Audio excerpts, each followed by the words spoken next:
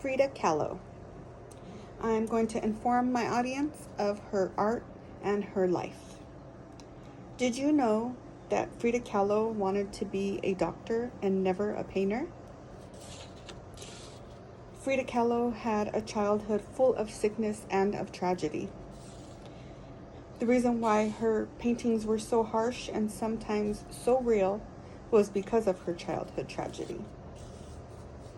At a young age, Frida suffered from a sickness called polio, and they didn't think she was going to make it, but she did overcome that in the end. Then at age 18, Frida Kahlo was in a streetcar accident. She was with some friends on her way to home from school, and the streetcar got hit by another truck, and she was bedridden for quite some time and had a lot of injuries.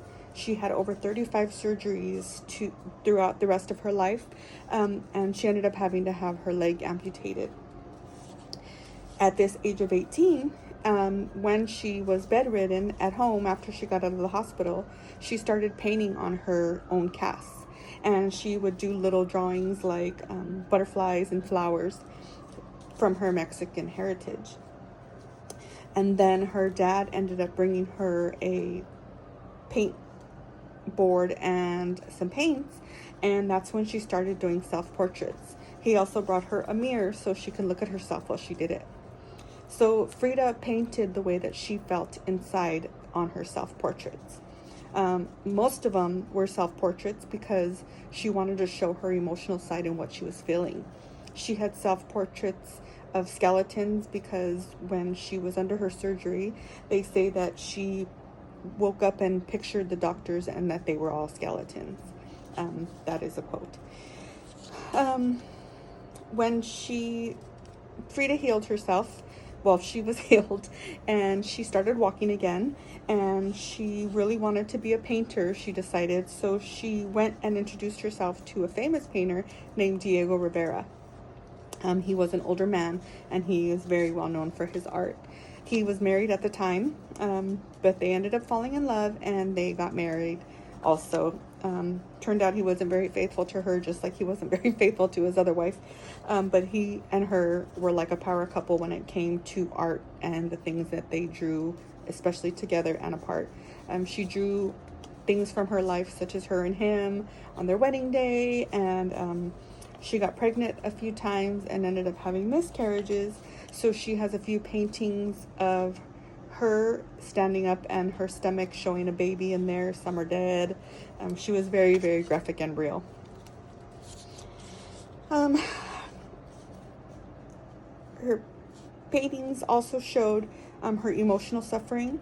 It showed pain in her eyes and just the things that she was going through in life. Her personal story also was that she never was very exact with her sexuality.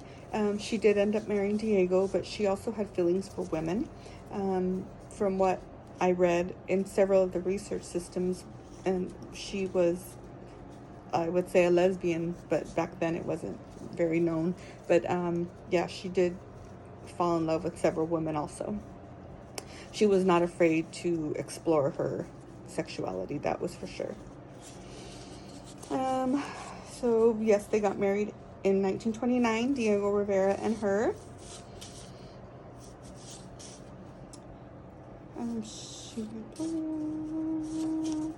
Frida Kahlo lives on in the public's imagination. She is renowned for both her paintings and her personal story. Again, when she died, now that she has passed, she has left behind an amazing legacy. There are several museums or like pop-up museums of her art.